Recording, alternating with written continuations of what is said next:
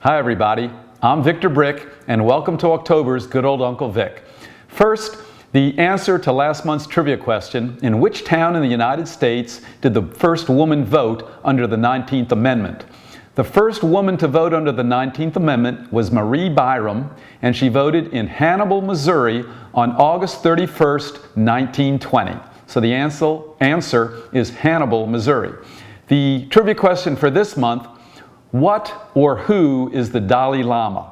What or who is the Dalai Lama? You can email your answer into jamie@brickbodies.com. At the end of September, Lynne and I went to Boston for our fitness industry roundtable, which is made up of health club owners from around the world, all of whom are multiple health club owners.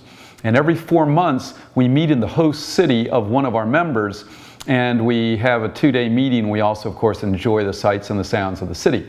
So while we were in Boston, we were able to visit some of the sites. Here we are at Cheers. We're at the bar, and this is the actual bar where they shot the TV show Cheers. Here we are at the bar. Here we are at a banner or a mural of all the stars, and here we are at the entrance of the door of Cheers, obviously. And we went to a Red Sox game at Fenway Park, and we were so close. As you can see, we're in the front row of the dugout seats. We were so close we could actually reach down and touch the field. And then we heard a lot of great music. We heard some bluegrass and we heard some jazz. Here we are hamming around with the jazz players. We also had some great dancing, and we had some great meals at some fantastic restaurants. And in between, we were actually able to conduct some business. One of the things that became apparent to me during the course of a personal development exercise during our meetings was how many of these very successful people needed help with their time management. Some of these people own multi-million-dollar companies spread over several countries, yet they could improve their time management. You've heard the expression, time is money. Time is really much more valuable than money. You can always make more money, you can never make more time. So let's look at some ways to help improve your time management. The first thing you need is a planner. You can either use an electronic planner or a manual planner like this one. I like the old-fashioned planner. I'm not very good with electronic equipment. Actually, I love to use the Franklin planner. The Franklin system is, I think, the best system out there. But regardless, you've got to have a planner. In your planner, you've got to have a section for the month. You've got to be able to look at the month at a glance and see and write down all your important appointments, activities, and commitments during the course of the month. You also want to have a section for the day, and you want to be able to put down all your daily activities by the hour, your appointments, your tasks, your responsibilities, and then you want to have a section, a to-do list, where you can put down the things you need to do during the course of the day that might not be scheduled at an actual time.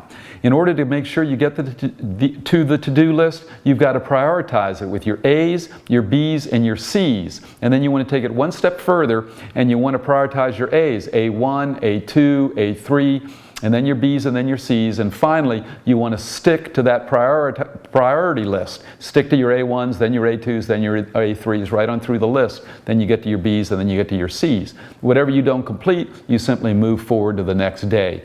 You want to spend about a half hour at the end of the previous month planning the next month. And then you want to spend about a half hour each Sunday night planning your week. And then you want to spend about 15 minutes at the end of each day planning your next day. Now, I know it sounds like a lot of time commitment, but you'll be amazed if you commit that amount of time to planning, how much more time you'll have and how much better control you'll have of your day. It's important to use your planner for both your personal life and your business life or school life or whatever phase of life you're in.